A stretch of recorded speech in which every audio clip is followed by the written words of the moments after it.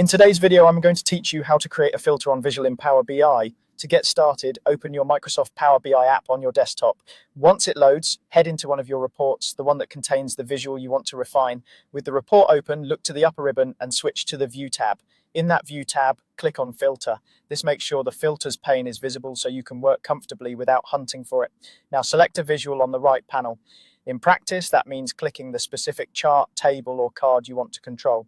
When a visual is selected, the Filters pane will update to show options specifically for that visual. This is helpful because anything you apply here affects only the selected visual and leaves the rest of your report untouched. Next, select the data you want to show. In the Filters pane, choose the field you want to filter by, and then pick the values or conditions that match what you're trying to display.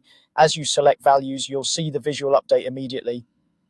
This live feedback makes it easy to verify that you're focusing on exactly the right slice of data. You'll notice that the filters are added for that visual alone, which is great for highlighting a particular category, region, or time period without changing the entire report page.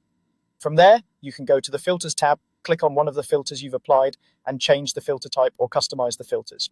Depending on the field, you can switch between types like basic filtering for simple selections, advanced filtering for conditions such as contains or is greater than, or relative date filtering when you're working with timelines. Use these options to fine-tune your view, adjust operators, include or exclude values, or stack multiple conditions for more precise results. Keep an eye on the visual while you customize. It's the quickest way to confirm that each change is doing exactly what you want. A couple of quick tips as you work. Always make sure the visual is selected before you adjust anything in the Filters pane so your changes stay scoped to that visual. If the Filters pane isn't visible, return to the View tab and toggle Filter again. And aim for clear, intentional filters. The simpler your criteria, the easier it is for others to understand the insight you're presenting.